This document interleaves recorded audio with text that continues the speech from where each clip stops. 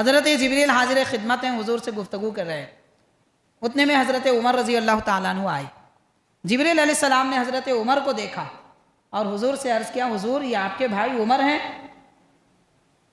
سرکار نے فرمایا کہ ہاں یہ میرے بھائی عمر ہیں۔ اس کے بعد حضرت جبریل نے عرض کیا کہ حضور عمر کا چرچا زمین سے زیادہ آسمانوں میں، زمین سے زیادہ عمر کا چرچا آسمانوں میں ہے، اور ان کے دو نام ہیں، ایک نام عمر ہے، دوسرا فاروق ہے۔ زمین والے ان کو عمر کے نام سے جانتے ہیں، آسمان والے ان کو فاروق کے نام سے جانتے ہیں۔ حضرت فاروق اعظم جیسی شخصیت ہمارے اکابر اور بزرگوں میں ہے، ہم کو ڈر کس بات کا؟ نہ شیطان کا خوف، نہ ہی کسی آصب اور جنات کا خوف، نہ کوئی مصیبت کا خوف۔ ڈرنے کی مسلمانوں کو تو ضرورت ہی نہیں ہے، اس لیے کہ نبی کے سپاہی حضرت فاروق اعظم ہیں۔ حضور نے فرمایا میرے دو وزیر آسمانوں میں ہیں، میرے دو وزیر زمینوں میں ہیں۔ زمینوں میں دو وزیر ہیں، ابو بکر و عمر، اور آسمانوں کے دو وزیر جبریل و میکائیل ہیں۔ نبی پاک علیہ السلام کے وزیر ہیں حضرت فاروق اعظم رضی اللہ تعالیٰ۔ دروازہ ادھر نہیں ہونا، ادھر ہونا، کھڑکی اس طرف نہیں ہونا، پیچھے ہونا، سورج نکلنے کی طرف رخ نہیں کرنا، وہ فلاں یہ فلاں، خریداری کے وقت میں بھی وہی تماشے، بیچنے کے وقت میں بھی وہی تماشے۔ غیروں کے رسم و رواج مسلمانوں کے دلوں میں اپنا جڑ بنا لیے۔ عجیب سا ماحول ہے۔ اسلام کہاں گیا؟ دین کہاں گیا؟ اللہ پہ یقین کہاں گیا؟ کہاں ہے ہمارے پاس قرآن؟ کس پہ عمل کر رہے ہیں؟ حضرت فاروق اعظم رضی اللہ تعالیٰ عنہ کے پاس حضرت عمرو بن عاص رضی اللہ تعالیٰ عنہ مصر میں گورنر تھے۔ دور خلافت فاروق اعظم میں آپ نے خط لکھا اور یہ کہلایا کہ دریائے نیل یہاں بہتا تھا، چند دنوں سے سوکھ چکا ہے۔ یہاں کے لوگ کہہ رہے ہیں کہ یہاں اگر ہم کوئی بیل یا پھر کوئی جانور اگر اس میں خون بہائیں، اس کا ذبح کر دیں تو دریا بہتا ہے۔ پچھلے زمانے سے مصر کے لوگ ایسے ہی کرتے آ رہے ہیں۔ عمر بن خطاب فاروق اعظم امیر المؤمنین فرمائے کیا ہم وہ طریقے پہ عمل کریں یا کوئی آپ نیا حکم دیں گے؟ تو حضرت فاروق اعظم رضی اللہ تعالیٰ عنہ دو چٹھیاں لکھتے ہیں۔ ایک چٹھی لکھ کر فرماتے ہیں، خادم کو دیتے ہیں آنے والے کو، کہ یہ عمرو بن عاص کو دو اور کہو کہ یہ دریائے نیل میں ڈال دے۔ حضرت سیدنا فاروق اعظم عمر بن خطاب رضی اللہ تعالیٰ عنہ جب ایمان لائے، ابو جہل نے کہا کہ مشرکوں کی آدھی قوت ٹوٹ گئی، سارا عرب ایک طرف، حضرت فاروق اعظم ایک طرف، اتنی قوت حضرت فاروق اعظم کی۔ عبداللہ بن مسعود رضی اللہ تعالیٰ عنہ فرماتے ہیں کہ جب تک عمر نہ آئے تھے ہم ڈر کے زندگی گزارتے تھے، جب عمر اسلام لائے تو ہم جیسا بے باک کوئی اور نہ ہوا، کوئی اسلام کو روک نہ سکا۔ ایک تنہا حضرت فاروق اعظم ہے، مگر آپ کا خوف، آپ کا ڈر دین کے دشمنوں کے دلوں پر ایسا دبدبہ طاری کیا ہوا ہے، نام سن کر ڈرتے ہیں، لرز جاتے ہیں۔ انسان کیوں نہ ڈرے؟ فاروق اعظم کا نام سن کر تو شیطان بھی سوکھے پتے کی طرح پھڑپڑاتا ہے۔ درخت سے جب پتا گر جاتا ہے ہوا میں اڑتا ہے، جیسے پھڑپڑاتا ہے، شیطان بھی فاروق اعظم کا نام سن کر پھڑپڑاتا ہے۔ کیجئے حضرت بانی جامع نظامیہ رحمۃ اللہ علیہ کو کتنا لحاظ ہے اور کتنی فکر تھی کہ اہل سنت و جماعت کی علامت ہی خلفائے راشدین سے محبت ہے۔ خلفائے راشدین سے محبت، اہل بیت کرام سے محبت اہل سنت کی علامت ہے۔ تو اس علامت کو مٹانے کی کوشش کی جا رہی ہے، تاریخیں بدلی جا رہی ہے۔ شیخ الاسلام مگر اس علامت کو باقی رکھنا چاہتے تھے، اس لیے تاریخ متعین بھی فرمائی، سرکاری طور پر اعلان بھی جاری فرمایا، اور فاتحہ کا اہتمام بھی اس زمانے سے ہوتا تھا، آج بھی ہوتا ہے۔ 150-60 سال سے ملک دکن میں حضرت صدیق اکبر، حضرت فاروق اعظم، حضرت عثمان غنی، حضرت مولا علی، حضرت امام حسن، حضرت امام حسین رضی اللہ عنہم اجمعین کی شہادت اور وصال کے دن پر سارے سرکاری محکماتی اداروں کو تعطیل دی جاتی تھی، تعلیمی اداروں کو تعطیل دی جاتی تھی۔ وہی سلسلہ آج تک جامع نظامیہ میں جاری ہے۔ والذین معه اشداء علی الکفار رحماء بینہم، صدق اللہ العظیم۔ وقال اللہ تعالی فی شأن حبیبہ ان اللہ وملائکتہ یصلون علی النبی یا ایہا الذین آمنوا صلوا علیہ وسلموا تسلیما۔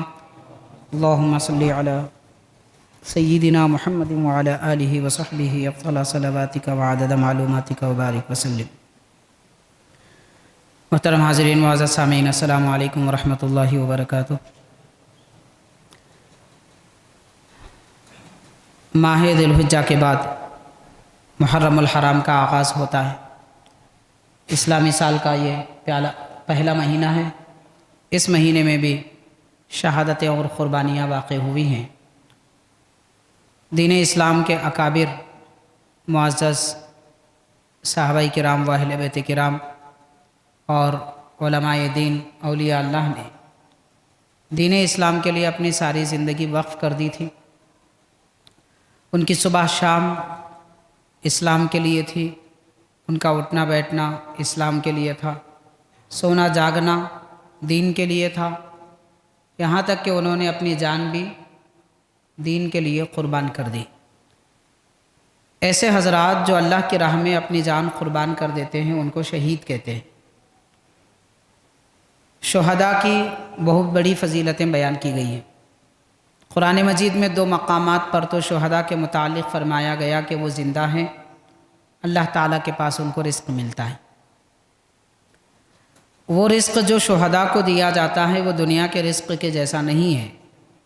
یہاں ہم اپنے جسم کے مطابق، جسم کو جس رزق کی ضرورت پڑتی ہے وہ کھانے پینے کی اشیاء، وہ ہمارا رزق ہے۔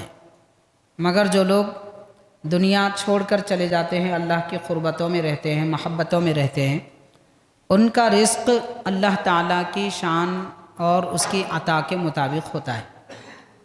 رزق کا معنی دنیا کا کھانا پینا نہیں ہے، ان کو جس بات کی ضرورت ہوتی ہے اللہ تعالیٰ انہیں وہ عطا فرماتا ہے۔ بہرحال شہداء کرام حیات ہیں، زندہ ہیں، اللہ تعالیٰ نے انہیں زندگی عطا فرمائی اور وہ اس دنیا کے حالات سے بھی واقف رہتے ہیں، وہاں اس عالم کو بھی جانتے ہیں اور اس عالم کو بھی جانتے ہیں۔ بہرحال ایسے شہیدوں میں جو شہداء ہیں، خلفائے راشدین میں سب سے پہلے شہید اگر کسی کو کہا جائے تو وہ حضرت سیدنا فاروق اعظم عمر بن خطاب رضی اللہ تعالیٰ عنہ ہیں، اور دوسرے حضرت سیدنا عثمان غنی رضی اللہ تعالیٰ عنہ، پھر حضرت سیدنا علی رضی اللہ تعالیٰ عنہ۔ تینوں خلفائے کرام نے جام شہادت نوش کیا۔ انبیاء کرام کے بعد جو سب سے اعلیٰ مقام اور درجہ ہے وہ صدیقوں کا مقام ہے۔ قرآن مجید میں اس کا ذکر آیا ہے کہ اللہ تعالیٰ نے جن لوگوں پر انعام کیا وہ صدیقین، انبیاء ہیں، صدیقین ہیں، شہداء ہیں، صالحین ہیں۔ تو صدیقوں میں خلفائے راشدین کا شمار ہوتا ہے، اور تمام صدیقوں میں سب سے بڑھ کر فضیلت صدیقوں کے جو سردار ہیں وہ حضرت ابو بکر صدیق رضی اللہ تعالیٰ عنہ ہیں۔ ان حضرات کو خلفائے راشدین میں صدیقیت کا مقام ہونے کے ساتھ ساتھ شہادت کا درجہ بھی ان کو حاصل ہے۔ 3 خلفائے کرام، حضرت عثمان غنی، حضرت فاروق اعظم اور حضرت مولا علی رضی اللہ تعالیٰ عنہم اجمعین، ان 3 حضرات کو شہادت بھی حاصل ہے، خلافت بھی حاصل ہے اور صدیقیت کا مقام بھی حاصل ہے۔ تو بہرحال ماہ محرم کی پہلی تاریخ حضرت سیدنا فاروق اعظم عمر بن خطاب رضی اللہ تعالیٰ عنہ کی شہادت کا دن ہے۔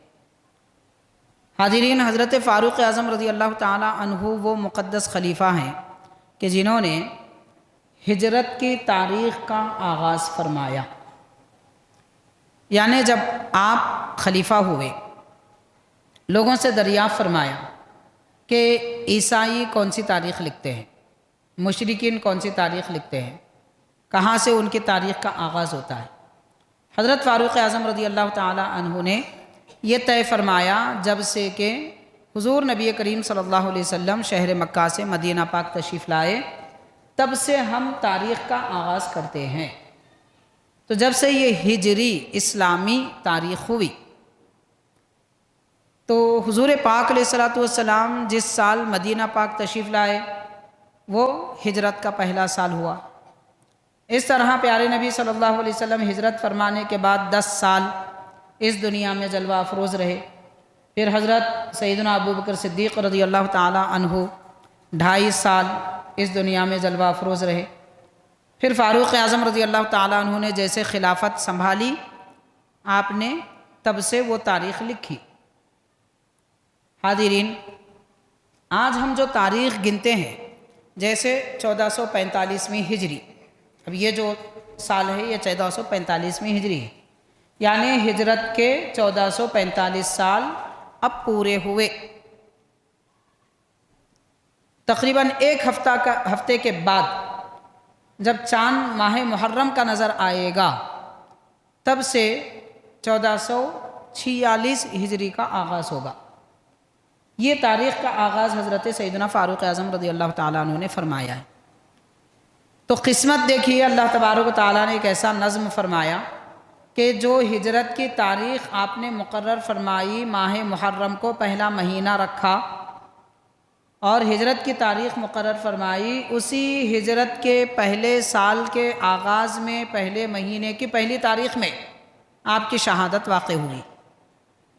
حضرت سیدنا فاروق اعظم رضی اللہ تعالی عنہ کو ایک بدبخت ابو لؤلؤ فیروز نامی منافق نے، یہودی نے 2 دن پہلے آپ پر حملہ کیا تھا نماز فجر کے وقت، اور اس کے بعد پہلی ماہ محرم کو آپ کا وصال ہوا، شہادت ہوئی۔ تو بہرحال اسلامی تاریخ کی یہ پہلی تاریخ ہے، اسلامی سال کی پہلی تاریخ ہے جس میں شہادت کا دن منایا جاتا ہے۔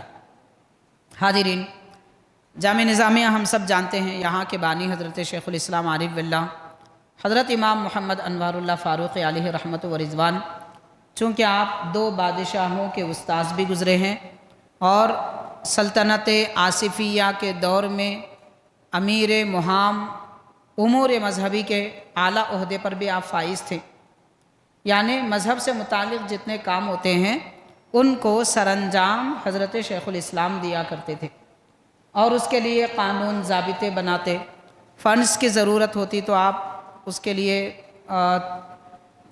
مدد جاری فرماتے۔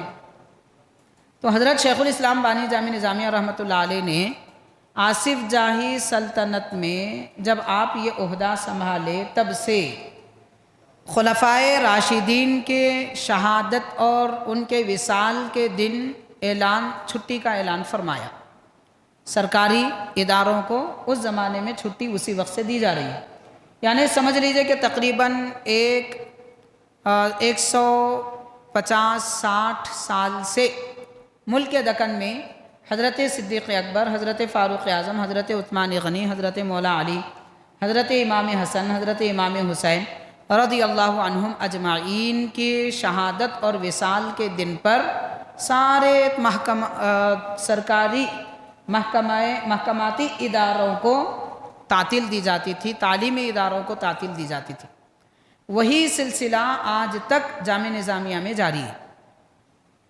چنانچہ حضرت صدیق اکبر رضی اللہ تعالیٰ عنہ کا یوم وصال ماہ جمادی الاخری کی 22ویں تاریخ ہے۔ حضرت فاروق اعظم رضی اللہ تعالیٰ عنہ کی شہادت کا دن ماہ محرم کی پہلی تاریخ ہے۔ حضرت عثمان غنی رضی اللہ تعالیٰ عنہ کی شہادت کا دن ذی الحجہ کی 18ویں تاریخ ہے۔ حضرت علی رضی اللہ تعالیٰ عنہ کی شہادت کا دن ماہ رمضان کی 20ویں تاریخ ہے۔ امام حسن رضی اللہ تعالیٰ عنہ کی شہادت کا دن ماہ ربیع الاول۔ امام حسین رضی اللہ تعالیٰ عنہ کی شہادت کا دن محرم کی 10ویں تاریخ ہے۔ یہ سارے دنوں میں آج بھی جامع نظامیہ کو تعطیل دی جاتی ہے۔ تو جامع نظامیہ کی اور دوسرے اداروں کی، سرکاری اداروں کی تعطیل یہ بتا رہی ہے ان کی شہادت اسی دن ہوئی۔ مگر اب دیکھا جا رہا ہے چند دنوں سے کہ 1-2 سال سے کچھ ایسے ناواقف اور کم معلومات رکھنے والے لوگ یہ واویلا مچا رہے ہیں کہ حضرت فاروق اعظم کی شہادت پہلی محرم کو نہیں، 28 ذی الحجہ کو ہوئی۔ حضرت عثمان غنی رضی اللہ تعالیٰ عنہ کی شہادت 18 ذی الحجہ کو نہیں بلکہ 12 ذی الحجہ کو ہوئی۔ حضرت صدیق اکبر رضی اللہ تعالیٰ عنہ کا وصال 22 جمادی الاخری کو نہیں بلکہ اس سے پہلے یا اس کے بعد ہوا۔ اس طرح تاریخیں بدلنے کی ناکام کوشش کی جا رہی ہے۔ غور کیجئے، حضرت بانی جامع نظامیہ رحمۃ اللہ علیہ کو کتنا لحاظ ہے اور کتنی فکر تھی کہ اہل سنت و جماعت کی علامت ہی خلفائے راشدین سے محبت ہے. خلفائے راشدین سے محبت، اہل بیت کرام سے محبت اہل سنت کی علامت ہے. تو اس علامت کو مٹانے کی کوشش کی جا رہی ہے، تاریخیں بدلی جا رہی ہے. شیخ الاسلام مگر اس علامت کو باقی رکھنا چاہتے تھے، اس لیے تاریخ متعین بھی فرمائی، سرکاری طور پر اعلان بھی جاری فرمایا، اور فاتحہ کا اہتمام بھی اس زمانے سے ہوتا تھا، آج بھی ہوتا ہے. سارے دکن میں اس وقت جن مسجدوں کی دیکھ بھال، انتظام کی سرپرستی حکومت کرتی تھی، ان مسجدوں میں خلفائے راشدین اور حسنین کریمین کے یوم شہادت، یوم وصال پر باضابطہ فاتحہ کا اہتمام ہوتا تھا، ختم قرآن ہوتا تھا، لوگ جمع ہوتے تھے. آج بھی ان تاریخوں میں مکہ مسجد میں اور جامع نظامیہ میں یہ فاتحہ ہوتی ہے. تو بہرحال حاضرین کرام، ان تاریخوں کو یاد رکھنا ہماری ذمہ داری ہے. جیسے ہم دوسری تاریخ یاد رکھتے ہیں، عام انسان بھی ہے تو اپنے ماں باپ کے انتقال کا دن یاد رکھتا ہے کہ آج میرے ابا کی برسی ہے، میری ماں کی برسی ہے، میرے بھائی کی برسی ہے. عام آدمی بھی اپنے ماں باپ کی تاریخ یاد رکھتا ہے، تو مسلمان کیسے خلفائے راشدین کی تاریخ، اہل بیت کی تاریخ کو بھول جائے؟ تو بہرحال ان تاریخوں میں خلط ملط کرنے کا ایک ماحول بنایا جا رہا ہے. حاضرین کرام، اس ماحول میں رنگنے سے بچیں اور اپنی حقیقت کو یاد رکھیں. ہمارے اکابر، ہمارے بزرگوں نے ہم کو کیا تعلیم دی ہے. بہرحال ان چند اہم باتوں کے ساتھ میں اب میں عرض کرنا چاہوں گا حضرت سیدنا فاروق اعظم رضی اللہ تعالیٰ عنہ کے متعلق. حضرت سیدنا فاروق اعظم رضی اللہ تعالیٰ عنہ، آپ کا نام عمر ہے، خطاب آپ کے والد کا نام ہے. آپ کے بھائی بھی ایمان لائے تھے، زید ان کا نام تھا، اور آپ کے بہنوئی بھی صحابی ہیں، آپ کے بھائی بھی صحابی ہیں، اور آپ کی بہن بھی صحابیہ ہے. تینوں حضرت زید بن خطاب اور آپ کے بہنوئی اور آپ کی بہن، یہ تینوں حضرت فاروق اعظم سے پہلے ایمان لائے تھے. حضرت سیدنا فاروق اعظم رضی اللہ تعالیٰ عنہ جب آپ کے بھائی کی شہادت ہوئی حضرت زید بن خطاب رضی اللہ تعالیٰ عنہ کی، تو فرمایا کہ میرے بھائی زید مجھ سے پہلے ایمان لائے، مجھ سے پہلے شہادت کا جام نوش کیے. تو اس طرح حضرت فاروق اعظم نے اپنے بھائی حضرت زید بن خطاب کی بھی تعریف فرمائی. حضرت عمر رضی اللہ تعالیٰ عنہ بڑی شان و شوکت والی شخصیت تھی، دور جاہلیت میں بھی، اسلام لانے کے بعد بھی. آپ کی طرز زندگی سے ہم کو سبق ملتا ہے کہ مسلمان بزدل نہیں ہوتا. آپ کی زندگی پڑھیں گے فاروق اعظم کی تو پتہ چلے گا کہ مسلمان مصلحت پسند نہیں ہوتا، اور مسلمان ابن الوقت نہیں، ابو الوقت ہوتا ہے. ابن الوقت کا مطلب چلے ہم ادھر کو جدھر کی ہوا ہے، جیسا ماحول ہے ویسا کام کر لینا، کہاں مصیبتیں مول لینا، کس کی مخالفت مول لیں، کیا ٹینشن ہے زندگی میں، بھئی جیسا چل رہا چلنے دو. ایسی زندگی حضرت فاروق اعظم کی زندگی نہیں تھی. وہ باطل کے خلاف، اس کے مقابل سینہ سپر ہو جاتے تھے. حاضرین کرام، حضرت فاروق اعظم رضی اللہ تعالیٰ عنہ سے پوچھا گیا آپ کو فاروق کیوں کہتے ہیں؟ حضرت ابو بکر صدیق ہیں، عمر بن خطاب فاروق ہیں، حضرت عثمان غنی ہیں، حضرت علی مولا ہیں. یہ القابات ہیں خلفائے راشدین کے، جو اللہ کے نبی صلی اللہ علیہ وسلم نے ان کو عطا فرمائے. چاروں خلفاء کو چاروں لقب حضور نبی کریم صلی اللہ علیہ وسلم نے دیے. حضرت ابو بکر کو صدیق اور عتیق سرکار نے فرمایا، حضرت عمر کو فاروق حضور نے فرمایا، حضرت عثمان کو غنی ذو النورین حضور نے فرمایا.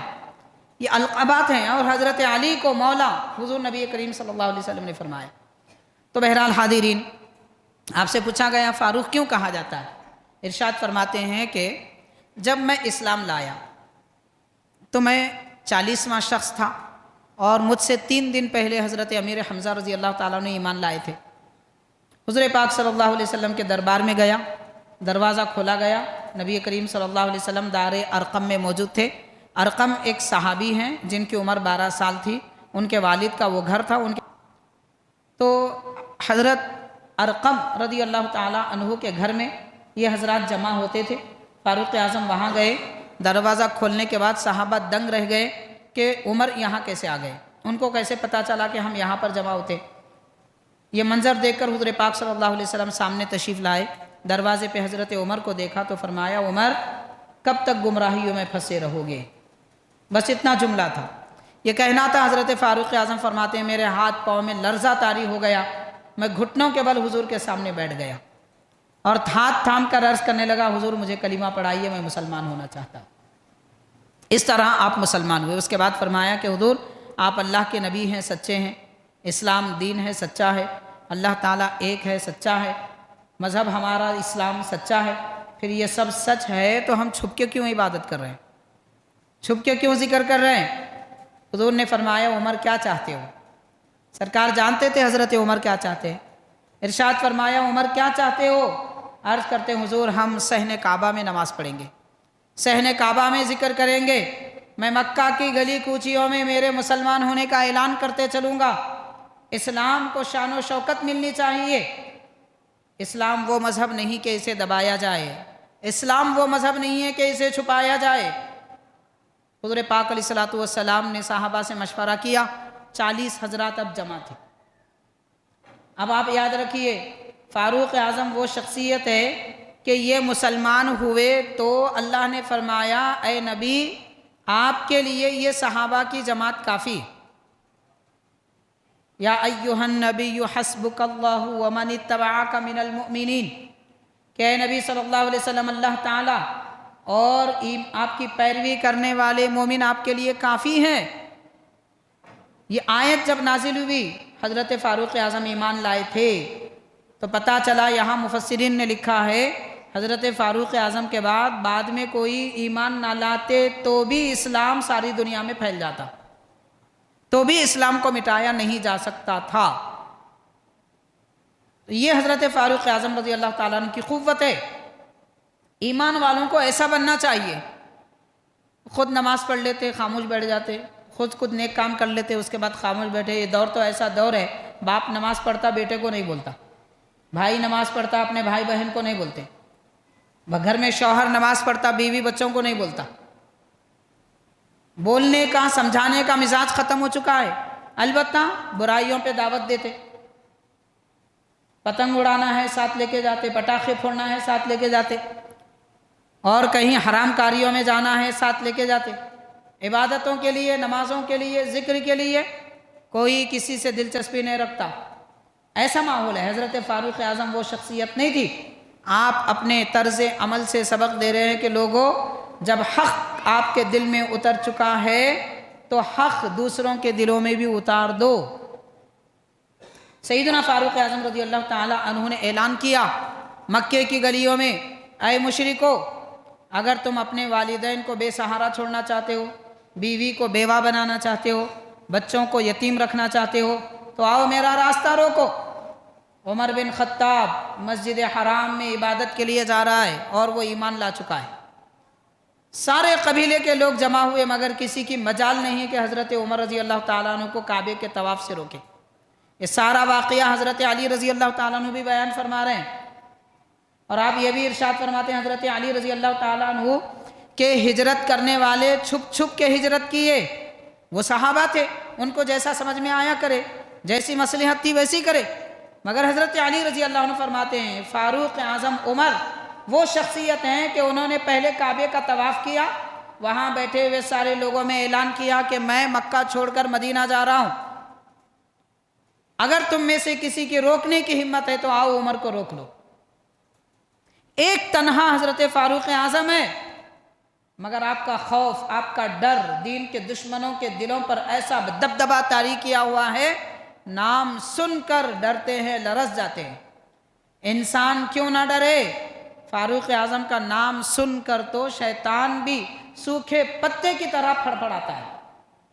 درخت سے جب پتا گر جاتا ہے ہوا میں اڑتا ہے، جیسے پھڑپڑاتا ہے شیطان بھی فاروق اعظم کا نام سن کر پھڑپڑاتا ہے۔ یہ شان و شوکت ہے حضرت سیدنا عمر بن خطاب فاروق اعظم رضی اللہ تعالیٰ عنہ کی۔ تو حاضرین آپ فرماتے ہیں تب سے حضور پاک علیہ السلام نے میرا لقب فاروق رکھا، فرمایا اے عمر تم فاروق ہو کہ حق اور باطل کے درمیان تم نے فرق کیا۔ تو حاضرین کرام یہ حضرت سیدنا فاروق اعظم رضی اللہ تعالیٰ عنہ کے فاروق ہونے کی ایک وجہ بیان کی گئی، اور اس کے بعد آپ کی بہت ساری کچھ نصیحتیں ہیں اور آپ کی زندگی کے کچھ حالات اور فضیلتیں ہیں، وہ بھی ہم آپ کے گوشے گزار کریں گے۔ حضرت سیدنا فاروق اعظم رضی اللہ تعالی عنہ نے اعلان فرمایا کہ اے لوگو، اپنی عورتوں کا مہر، اپنی عورتوں کا، بیویوں کا مہر اتنا نہ بڑھا دو کہ کوئی مہر نہ دے سکے، مہر اتنا نہ بڑھاؤ کہ کوئی مہر نہ دے سکے، اور بیویوں کو مہر دینے میں اللہ سے ڈرو۔ اس کے بعد فرمایا کہ دیکھو، دنیا میں تمہارے نبی سے بڑھ کر کوئی باعزت، کوئی شریف نہیں، حضور پاک علیہ السلام سے بڑھ کر کوئی دنیا میں باعزت اور شرافت والے نہیں ہیں۔ حضور اکرم صلی اللہ علیہ وسلم نے اپنی ازواج مطہرات کو جو مہر دیا تھا، جو مہر ازواج مطہرات کو دیا تھا، وہ کتنا تھا؟ حضرت فاروق اعظم فرماتے ہیں اکثر من 12 اوقیۃ، یعنی 1200 اوقیہ سے بڑھ کے تھا۔ حاضرین، 1200 اوقیہ کی مقدار کیا ہوتی ہے؟ پچھلے مرتبہ بھی ہم نے عرض کیا تھا حضرت عثمان غنی رضی اللہ تعالیٰ عنہ کے واقعے میں کہ ایک اوقیہ 31 گرام کا ہوتا ہے، 31 گرام سونے کا ایک اوقیہ ہوتا ہے۔ 1200 اوقیے کے کتنے ہوئے؟ 37 کلو سونا۔ حضور پاک علیہ السلام نے امہات المومنین کو اتنا سونا دیا، اس کو آپ گرام میں اگر لیں گے تو 37,200 گرام سونا حضور پاک علیہ السلام نے امہات المومنین کو مہر دیا ہے۔ فاروق اعظم فرما رہے ہیں مہر اس سے زیادہ نہ دو۔ اب یہاں اس دور میں ہم جو دیکھ رہے ہیں، مہر زیادہ دینے کی بات نہیں ہے، یہاں تو مہر کم سے کم دیا جاتا ہے۔ لڑکا شادی کرتا ہے اور لڑکی والوں سے مانگتا ہے مجھے 4 ویلر چاہیے، 2 ویلر چاہیے، جوڑے کے رقم چاہیے 10 لاکھ روپے، 12 لاکھ روپے، اور پھر اتنا سونا چاہیے، پھر فلاں چاہیے۔ وہ خواہشوں میں بیچارے لڑکی کے والدین تو بس دنیا میں جینا بھی گوارا نہ کریں گے، اتنا بوجھ ڈالا جاتا ہے۔ ڈر ہوتا ہے ان کو کہ ہماری لڑکی سے نکاح کون کرے گا، اتنے تو بے حیا مرد ہو گئے۔ اب اتنی مہنگائی کے ساتھ میں جب یہ معاملہ کیا جا رہا ہے، مہر کتنا دینا چاہیے؟ مہر دینے کی بات آتی ہے تو لکھیے 10,000، 15,000، بہت زیادہ کوئی دیا تو 25,000۔ جتنا زیادہ جوڑے کی رقم اور جہیز لیا جا رہا ہے، اتنی مقدار میں مہر دینا چاہیے۔ کم از کم 37,200 گرام سونا دینا چاہیے مہر میں۔ یہ نبی پاک علیہ السلام نے امہات المومنین کو دیا۔ حاضرین کرام، تو حضرت فاروق اعظم رضی اللہ تعالیٰ عنہ فرما رہے ہیں کہ مہر زیادہ نہ بڑھاؤ۔ یہ کیوں فرمایا؟ ہمارے ملک ہندوستان میں اور عجم میں مہر کم دیا جاتا ہے، عرب میں مہر زیادہ دیا جاتا ہے۔ ہمارے پاس لڑکیوں کے شادیاں زیادہ نہیں ہوتے، لڑکی والے پریشان ہوتے ہیں۔ وجہ کیا ہے؟ لڑکوں کا ڈیمانڈ۔ اور عرب دنیا میں لڑکے پریشان ہوتے ہیں، لڑکے پریشان ہیں کہ ہماری شادیاں نہیں ہو رہی ہے۔ اس کی وجہ کیا ہے؟ لڑکیوں کے مہر کا ڈیمانڈ۔ وہاں مہر اتنا زیادہ ہو جاتا ہے کہ لڑکے شادی نہیں کر پاتے، اور یہاں جوڑے کی رقم اتنی زیادہ ہوتی ہے کہ لڑکیاں شادی نہیں کر پاتی۔ بہرحال الٹا معاملہ ہے، مگر دین اسلام اس کو بھی غلط، اس کو بھی غلط قرار دیتا ہے۔ میں اکثر ایک بات عرض کرتا ہوں، اس دور میں بھی لڑکے کو شادی کرنے کے لیے زیادہ سے زیادہ 5,000 روپے کافی ہے۔ کسی کے پاس 5,000 روپے وہ شادی کر سکتا ہے، اس کے لیے ضرورت ہی نہیں ہے کہ وہ کینیڈا جائے، آسٹریلیا جائے، سعودی عرب جائے، دبئی جائے، کمائی کرے، اور بہت ساری کمائی کرنے کے بعد میں آ کے شادی کرے۔ تب تک آدھی عمر تو چلے جاتی ہے۔ اب شادی کر کے آدھی عمر کیا کرے گا؟ 40 سال کی عمر میں شادی کرے گا تو رہے گا 65 سال تک، 25 سال کیا کرے گا؟ بچوں کی شادیاں زیادہ سے زیادہ 22 سال میں ہونی چاہیے۔ بچیوں کی شادیاں ہندوستانی قانون کے مطابق 17 سال جو عمر ہے بس ہو جانا چاہیے، اس سے بڑھ کے ہونا ہی نہیں، تبھی ہمارا معاشرہ اچھا ہوگا۔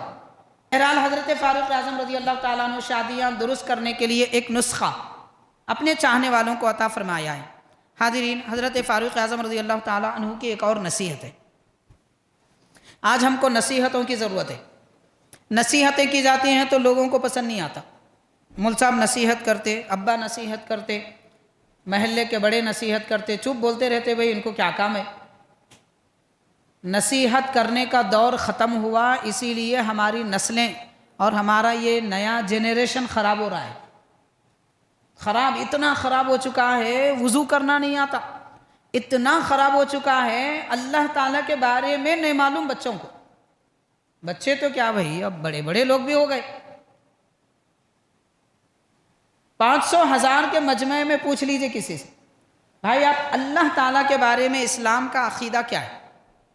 ایک 5 منٹ بولیے۔ جو رب نے پیدا کیا، جس نے دنیا سنواری، جس نے آخرت بنائی، ایمان دیا، اسی رب کو بھول گئے۔ پھر جبکہ آپ کو سب معلوم ہے، پرائم منسٹر کون ہے، چیف منسٹر کون ہے، کون سے سال میں کس کو کون سا کپ ملا، کرکٹر کون ہے، فٹ بال پلیئر کون ہے، اور باڈی بلڈر کون ہے، ساری دنیا کا پتہ ہے۔ نہیں معلوم تو اللہ نہیں معلوم، نہیں معلوم تو رسول اللہ نہیں معلوم۔ اب ماں باپ کا کیا کہا جائے، سب سے بڑے قصوروار ماں باپ ہیں، کوئی دوسرے نہیں ہیں۔ سب سے بڑے قصوروار ماں باپ ہیں، کیونکہ ماں باپ نے بچوں کو سمجھایا نہیں، اور دوسرا صحبت اچھی نہیں دی۔ صحبتیں خراب ہیں، اسکولوں کی صحبت، کالجوں کی صحبت، حقے کی صحبت، ہوٹلوں کی صحبت، یہ صحبتیں خراب کر رہی ہیں۔ اس لیے بچوں کے آنے جانے کا، گھر سے جانے گھر میں آنے کا وقت پابند کرنا چاہیے۔ اس وقت جائیں، اس وقت آئیں، اس کے بعد گھر کے باہر نہیں جانا،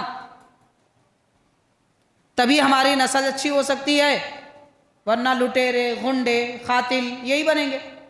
آج آپ دیکھیے پچھلے 5 دن سے ہر دن شہر میں ایک قتل ہو رہا ہے، 5 دن مسلسل، ہر دن ایک قتل۔ 4 لاکھ روپے کے لیے قتل، لڑکی کی شادی کسی اور سے ہو گئی، قتل۔ مذاق بنا لیا ہے، دنیا پرست بنا دیا ہے بچوں کو، جیسے بھیڑیے، چیتے، شیر، گیدڑ اپنے نوالے کے لیے کس پہ بھی حملہ کر دیتے ہیں، ویسی قوم ہو چکی ہے۔ انسانیت ختم ہو گئی ہے، کیونکہ پال ویسی پال رہے ہیں، جیسے حیوانوں کی پالتے ہیں، بچوں کو ویسی پال رہے ہیں۔ اس وجہ سے یہ ماحول بن رہا ہے، تھوڑی تھوڑی بات پہ جھگڑے۔ تو غور کریں، حضرت فاروق اعظم رضی اللہ تعالیٰ عنہ بھی نصیحت فرما رہے ہیں، اپنے گورنروں کو نصیحت فرما رہے ہیں۔ ارشاد فرماتے ہیں کہ اگر کوئی مسلمان کا مال تقسیم کرنا ہوتا، کون کریں گے؟ یہ مال غنیمت ہوتا ہے، کچھ اور مال ہوتا ہے، ان کا کچھ وظیفہ ہوتا ہے جو حکومت کی طرف سے اس وقت جاری ہوتا تھا بیت المال سے، تو یہ مال تقسیم کرنے کے جو ذمہ دار ہوتے ہیں، حضرت فاروق اعظم رضی اللہ تعالیٰ عنہ فرماتے ہیں کہ تم جو مال تقسیم کر رہے ہیں اس کے بدلے میں نہ قوم سے کوئی اجر مت لو، قوم سے کوئی اجر مت لو۔ میں مثال سمجھنے کے لیے عرض کروں گا، حکومت سے فنڈز جاری ہوتے ہیں کہ یہ معیار کے غریبوں کے لیے 10,000، یہ معیار کے غریبوں کے لیے 5,000۔ تو جو لوگ بیچ میں ہوتے ہیں نا، وہ لوگ وظیفہ یاب لوگوں سے ہر ایک سے 200-500 روپے لے لیتے ہیں، آپ دے دو ہم کرا کے دیتے، جلدی کرا کے دیتے، گھر پہ لا کے دیتے۔ حضرت فاروق اعظم اس زمانے میں نصیحت فرما رہے ہیں کہ مسلمانوں کا مال جو حکومت سے تقسیم کیا جاتا ہے اس پہ اجر مت لو، یہ خیانت ہے۔ اتنا ہی نہیں، فیصلہ اگر تم کسی کے درمیان کر رہے، وہ فیصلوں پر بھی اجرت مت لو۔ جیسے آج کل ہوتا ہے، 2 آدمی جھگڑ رہے کسی زمین کے لیے، یہ کہہ رہا ہے میری زمین ہے، وہ کہہ رہا ہے میری زمین ہے، اس کے پاس بھی ڈاکومنٹس ہیں، اس کے پاس بھی ڈاکومنٹس ہیں، بنا رہے ہیں لوگ، ایسا ہو رہا ہے۔ تو اب گھر کیا حقیقت رکھتا ہے؟ تو دونوں لڑ رہے ہیں، تیسرا آدمی آتا وہاں پہ، آ کے بولتا دیکھو زمین کی قیمت، جو اصل ڈاکومنٹس ہے اس کو بولتا زمین کی قیمت 40 لاکھ کی ہے، اس سے چونکہ جھگڑ رہا ہے، اس سے میں تمہارے کو 20 لاکھ دلا دیتا ہوں، تم میرے کو 2 لاکھ دینا۔ اس سے بولتے کہ یہ مسئلہ تمہارے کو کم قیمت میں زمین مل جاتی، اس کی قیمت ہے 40، تم میرے کو 5 لاکھ دو۔ ادھر دونوں سے پیسے چھین لے کے وہ 2 بلیوں کی لڑائی میں بندر روٹی کھا لیا، محاورہ مشہور ہے، اس طرح کا معاملہ ہوتا ہے۔ یہ کام اس زمانے میں ہوتے نہ ہوتے ہوں گے، مگر اس زمانے میں ہونے والے حضرت فاروق اعظم نصیحت فرما رہے ہیں، مسلمانوں کا مال تقسیم کرنے پر بھی اجرت نہ لو اور ان کے درمیان فیصلہ کرنے پر بھی اجرت نہ لو۔ اللہ تعالیٰ نے عقل دی، صلاحیت دی، طاقت دی، بہادری دی، تو اللہ کے لیے خرچ کرو، اللہ کے لیے فیصلے کرو، اپنی ذات کے لیے مت کرو۔ حضرت سیدنا فاروق اعظم رضی اللہ تعالیٰ عنہ کی یہ نصیحتیں ہیں حاضرین۔ اور یہ بھی ایک کیا پیاری بات ہے، اس زمانے کے ایک قاضی صاحب تھے،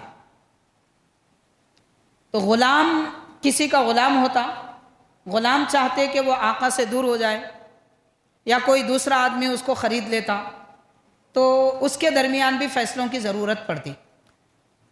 تو ایک مرتبہ ایسا واقعہ پیش آیا کہ ایک آدمی کے پاس 2 بھائی چھوٹے بچے تھے، 2 بھائی غلام تھے، دونوں بھائی ہیں، تو آقا اس کو بیچنا چاہتا تھا، ایک غلام کو بیچنا چاہتا تھا۔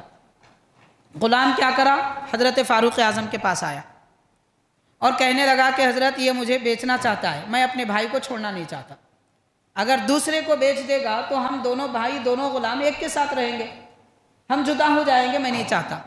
حضرت فاروق اعظم رضی اللہ تعالیٰ نے فیصلہ جاری فرمایا، اگر کسی کے 2 بھائی غلام ہیں، یا تو وہ دونوں کو بیچ دے ایک ہی آدمی کو، یا دونوں کو اپنے پاس رکھے، بھائیوں میں جدائی نہ ڈالے، چھوٹے بچوں پر جدائی نہ ڈالی جائے، انہیں تفریق نہ کیا جائے، ایسی مہربانی کی تعلیم اور فیصلہ حضرت فاروق اعظم فرما رہے ہیں۔ ایسے ہزاروں فیصلے جو بزرگان دین نے کیے ہیں حضرت فاروق اعظم رضی اللہ تعالیٰ عنہ کے زمانے میں۔ حاضرین کرام، یہ بھی روایت کی جاتی ہے حضرت سیدنا فاروق اعظم رضی اللہ تعالیٰ عنہ کے متعلق، حضرت انس رضی اللہ تعالیٰ عنہ فرماتے ہیں، حضور پاک علیہ الصلوۃ والسلام سے میں نے سنا، حضور فرماتے ہیں ایک مرتبہ میں جبریل علیہ السلام کے ساتھ بیٹھا باتیں کر رہا تھا۔ کیا شان ہے ہمارے آقا کی، آپ یہ بھی دیکھیے، حضور گفتگو فرماتے ہیں تو فرشتوں کے سردار سے، جو آدمی جیسا ہوتا ہے اس کے ساتھ رہتا ہے۔ ہمارے آقا کونین کے شاہ اور جبریل فرشتوں کے شاہ، حضرت جبریل حاضر خدمت ہیں، حضور سے گفتگو کر رہے ہیں۔ اتنے میں حضرت عمر رضی اللہ تعالیٰ عنہ آئے، جبریل علیہ السلام نے حضرت عمر کو دیکھا اور حضور سے عرض کیا، حضور یہ آپ کے بھائی عمر ہیں؟ سرکار نے فرمایا کہ ہاں یہ میرے بھائی عمر ہیں۔ اس کے بعد حضرت جبریل نے عرض کیا کہ حضور عمر کا چرچا زمین سے زیادہ آسمانوں میں، زمین سے زیادہ عمر کا چرچا آسمانوں میں ہے، اور ان کے 2 نام ہیں، ایک نام عمر ہے، دوسرا فاروق ہے۔ زمین والے ان کو عمر کے نام سے جانتے ہیں، آسمان والے ان کو فاروق کے نام سے جانتے ہیں۔ حق اور باطل کے درمیان فرق کرنے والے حضرت فاروق اعظم عمر بن خطاب رضی اللہ تعالیٰ عنہ۔ غور کریں حاضرین کرام، کیسی شان اللہ تعالیٰ نے حضرت فاروق اعظم کو عطا فرمائی۔ حضرت سیدنا فاروق اعظم عمر بن خطاب رضی اللہ تعالیٰ عنہ جب ایمان لائے، ابو جہل نے کہا کہ مشرکوں کی آدھی قوت ٹوٹ گئی،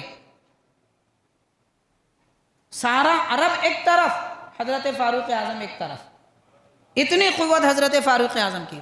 عبداللہ بن مسعود رضی اللہ تعالیٰ عنہ فرماتے ہیں کہ جب تک عمر نہ آئے تھے ہم ڈر کے زندگی گزارتے تھے، جب عمر اسلام لائے تو ہم جیسا بے باک کوئی اور نہ ہوا، کوئی اسلام کو روک نہ سکا۔ تو یہ شان حضرت سیدنا فاروق اعظم عمر بن خطاب رضی اللہ تعالیٰ عنہ کی۔ حضور اکرم علیہ الصلوۃ والسلام نے ارشاد فرمایا، عمر جو راہ لیتے ہیں شیطان وہ راستہ چھوڑ دیتا ہے۔ سرکار نے یہ بھی فرمایا کہ حضرت عمر کا نام سن کر شیطان ایسے کانپتا ہے جیسے سوکھا پتا ہواؤں سے کانپتا ہے۔ اتنی بڑی شخصیت اور ایسی شان و شوکت والی ذات پاک، اکابر، ہمارے اکابر میں ہم ان کو رکھتے ہیں۔ افسوس کی بات ہے پھر اس کے باوجود ہمارے پاس وہی بدگمانیوں کے راستے۔ آپ غور کیجئے، بلی سامنے سے جاتی ہے ڈر جاتے ہیں، بھلاواں دکھا تو ڈر جاتے ہیں، لیمو مرچی کہیں پڑی ہوئی ہے تو خوف پیدا ہو جاتا، اور نہیں معلوم کیا کیا معاملات ہیں، کیا کیا کہا جائے جناب۔ اس طرح کی بدگمانیاں اور اس طرح کے بدفعلیاں لی جاتی ہیں۔ چہارشنبے کا دن کسی کا انتقال ہوا، کیا بات ہے، افسوس کی بات ہے، چہارشنبے کا دن کسی کا انتقال ہوا، اب لوگ ڈرنے لگتے ہیں کہ ہمارے گھر میں 4 جنازے ہوں گے۔ موت اللہ کی طرف سے ہوتی ہے، چہارشنبے کا دن ہو، جمعہ کا دن ہو، اس سے کیا تعلق۔ चार शंबा में चार आ गया ना, इसलिए चार मौत होते बोलते थे। फिर अरबी में क्या बोलेंगे भाई? अब दूसरी जबान में क्या बोलेंगे आप? अंग्रेजी में वेंसडे, तेलुगु में बोलेंगे बुधवारम। तो वहां क्या हो रहा है? वहां कौन सा चार है? चार उर्दू में आया तो चार मौतें होती। अच्छा, ये मौतें सिर्फ उर्दू बोलने वालों के पास होती या तेलुगु बोलने वालों के पास भी होती, अंग्रेजी बोलने वालों के पास भी होती? मजाक बना लिया है लोगों ने, बदगुमानियों की हद हो गई। हजरत फारूक आजम जैसी शख्सियत हमारे अकाबिर और बुजुर्गों में है, हमको डर किस बात का? ना शैतान का खौफ, ना ही किसी आसेब और जिन्नात का खौफ, ना कोई मुसीबत का खौफ। डरने की मुसलमानों को तो ज़रूरत ही नहीं है, इसलिए कि नबी के सिपाही हजरत फारूक आजम है। हुजूर ने फरमाया, मेरे दो वज़ीर आसमानों में हैं, मेरे दो वज़ीर ज़मीनों में हैं। ज़मीनों में दो वज़ीर हैं, अबू बकर उमर, और आसमानों के दो वज़ीर जिब्रील और मीकाईल। नबी पाक अलैहिस्सलातु वस्सलाम के वज़ीर हैं हज़रत फ़ारूक़ आज़म रज़ी अल्लाह ताला। हाज़िरीन, आपके पास इससे पहले भी हमने वाक़या पेश किया है। हमको कितनी नसीहत सीखने की ज़रूरत है और दुनिया में किसी मामलात से डरने की ज़रूरत नहीं है। जैसे बहुत सारे मामलात हैं आजकल, जैसे लोग घर बनाते हैं। जो वाक़या मैं बयान करने वाला हूँ उससे मुताल्लिक़ है। जब घर बनाते हैं, बुनियाद डाली जाती है, बेसमेंट पूरा हो जाता, उसके बाद जब पिल्लर बनाए जाते हैं, फ़ौरन आपके पास मज़दूर आके कहते हैं कि भाई घर भरो नहीं करो, खून बहाने की ज़रूरत है, एक बकरा लाना चाहिए, बकरा ला के यहाँ पर ज़बह करो। नहीं करे तो क्या होता? मज़दूरान डरा देते, नहीं करे तो कुछ तो भी उल्टा हो जाता, या तो तुम गिर जाते, या कोई मज़दूर गिर जाता, या शॉक लगता, या कुछ भी हो जाता। अब ये घर बनाने वाला बेचारा मुसलमान है, अफसोस की बात है, नाम का मुसलमान है, उसे मालूम ही नहीं है कि नफ़ा नुकसान तो अल्लाह देता है, खून बहाता है। अब घर में पिल्लर डालने से पहले या छत डालने से पहले बकरा ज़बह करता है उस ज़मीन पर। ईद मज़दूरों की हो जाती है, ये बेचारा उल्लू बन गया, खामाखा के 12-15 हज़ार रुपये खर्च हो गए, बेवकूफ़ बना दिए उसको। ये समझ रहा है कि अब खून बहा दिए कुछ भी नहीं होता, कुछ होना है तो कभी भी होता। ऐसे लोगों के लिए और उन लोगों के लिए जो अपना घर, अपना मकान वास्तव के मुताबिक बनाते हैं, दरवाज़ा इधर नहीं होना, इधर होना, खिड़की इस तरफ नहीं होना, पीछे होना, सूरज निकलने की तरफ रुख नहीं करना, वो फला ये फला, ख़रीदारी के वक्त में भी वही तमाशे, बेचने के वक्त में भी वही तमाशे। गैरों के रस्म व रिवाज मुसलमानों के दिलों में अपना जड़ बना लिए। अजीब सा माहौल है। इस्लाम कहाँ गया? दीन कहाँ गया? अल्लाह पे यकीन कहाँ गया? कहाँ है हमारे पास कुरान? किस पे अमल कर रहे हैं? नाम के मुसलमान हैं, बल्कि कह सकते हैं झूठे मुसलमान हैं। ना अल्लाह पे भरोसा, ना रसूलुल्लाह पे भरोसा। मजदूर की बात पर यकीन कर लिए, इंजीनियर की बात पे यकीन कर लिए, वास्तव ठहर के पेशाब करता हो, वास्तव बताने वाला, उसकी बात पे यकीन कर लिए, मौलवी साहब की बात पे यकीन नहीं। बस क्या माहौल है बोले। हज़रत फ़ारूक़ आज़म रज़ी अल्लाह ताला अन्हु के पास हज़रत अम्र बिन आस रज़ी अल्लाह ताला अन्हु मिस्र में गवर्नर थे। दौरे खिलाफत फ़ारूक़ आज़म में आपने ख़त लिखा और ये कहलाया कि दरियाए नील यहाँ बहता था, चंद दिनों से सूख चुका है। यहाँ के लोग कह रहे हैं कि यहाँ अगर हम कोई बैल या फिर कोई जानवर अगर इसमें खून बहाएं, उसका ज़बह कर दें तो दरिया बहता है। पिछले ज़माने से मिस्र के लोग ऐसे ही करते आ रहे हैं। उमर बिन ख़त्ताब फ़ारूक़ आज़म अमीरुल मोमिनीन फरमाए, क्या हम वो तरीक़े पे अमल करें या कोई आप नया हुक्म देंगे? तो हज़रत फ़ारूक़ आज़म रज़ी अल्लाह ताला अन्हु 2 चिट्ठियाँ लिखते हैं। एक चिट्ठी लिखकर फरमाते हैं, खादिम को देते हैं आने वाले को, कि ये अम्र बिन आस को दो और कहो कि ये दरियाए नील में डाल दे। और दूसरी चिट्ठी में ये लिखते हैं कि इस्लाम आ चुका है, बातिल रसूम, बातिल रस्म और रिवाज को मिटा दिया है, तो हम बातिल रस्म और रिवाज, शैतानी तरीक़ों पर अमल नहीं करेंगे। ये चिट्ठी दरिया में डाल दो, वो बहेगा। तो चिट्ठी में लिखा क्या था? बताया गया, हज़रत फ़ारूक़ आज़म ने पहले बिस्मिल्लाहिर्रहमानिर्रहीम लिखा, उसके बाद लिखा, ए नील तू अपनी मर्ज़ी से बहता है या फिर अल्लाह के हुक्म से बहता है? अगर तू अपनी मर्ज़ी से बहता है, तेरे पानी की हमको ज़रूरत नहीं है, और अल्लाह ताला के हुक्म से बहता है तो रुका क्यों है? بہتا کیوں نہیں ہے؟ بس اتنا لکھ کر دریا میں ڈال دیے۔ فاروق اعظم کی تحریر ہے، وہ زمین بھی جانتی ہے، وہ پانی بھی جانتا ہے، وہ دریا بھی جانتا ہے کہ کس نے لکھا ہے۔ جہاں عمر کا نام آتا ہے شیطان وہ راستہ چھوڑ دیتا ہے، یہاں تو حضرت عمر کا صرف ان کی رائٹنگ، ان کی صرف تحریر تھی، تحریر کیا آ گئی، شیطان ہٹ گیا، دریا بہنے لگا، لوگ خوشی سے پانی پینے لگے۔ ہمارا دین تو جناب ہم کو یہ سکھاتا ہے، اور آج ہم غیروں کی صحبتوں میں بیٹھ کر غیروں کے طریقے پہ عمل کر رہے ہیں۔ گھر بنائے تو واسطہ ہونا، چھت ڈالے تو خون بہانا، بلی آ گئی سامنے سے تو راستہ بدل دینا، لیمو کو دیکھ کے ڈر جانا، بھلامے کو دیکھ کے کالے بھن جل بھن کے کالے ہو جانا، کیا مذاق ہے یہ سب؟ یہ سب جو بدگمانیاں ہیں ہمارے پاس اس لیے ہے کہ ہمارے بڑوں سے بزرگوں سے ہم کو عقیدت نہیں ہے، ان کی محبت نہیں ہے، نہ ان کا نام جانتے ہیں نہ ان کی تعریف جانتے ہیں، اس لیے ہمارا یہ حال ہو چکا ہے۔ اور اس دور میں خاص طور پر لوگ یہ کوشش کر رہے ہیں کہ امت مسلمہ خلفائے راشدین صحابہ کرام اہل بیت کرام سے دور رہے، اس لیے ان کے متعلق بدگمانیاں پھیلا رہے ہیں، گالی گلوچ کا ماحول معاذ اللہ ان بزرگوں کے متعلق عام کیا جا رہا ہے۔ حاضرین، اس طرح کی بدطینت لوگوں سے بھی بچیں اور ایسے بدبختوں کی باتیں سننے سے بھی پرہیز کریں۔ بہرحال ساری باتوں کا خلاصہ حضرت فاروق اعظم رضی اللہ تعالیٰ عنہ حضور پاک علیہ السلام کے خلیفہ ہے، اور آپ کی شہادت کا دن ماہ محرم کی پہلی تاریخ ہے، اس تاریخ کو بھی یاد رکھیں۔ اور ماشاءاللہ کربلا کے واقعات بھی ہیں، امام حسین کے متعلق تفصیلات بھی ہیں، انشاءاللہ تعالیٰ اگلے جمعہ میں ہم اس کی مزید وضاحتیں اور تفصیلات پیش کریں گے۔ اللہ تعالیٰ ان بزرگوں کا فیضان ہم سب کو عطا فرمائے، ہمارے ایمان میں پختگی استحکام عطا فرمائے، کامل مومن ہمیں زندگی بھر باقی رکھے، وقت اخیر ہمیں کلمہ طیبہ نصیب فرمائے۔ صلی اللہ تعالی وسلم علی خیر خلقہ سیدنا محمد وعلی آلہ واصحابہ اجمعین والحمد للہ رب العالمین۔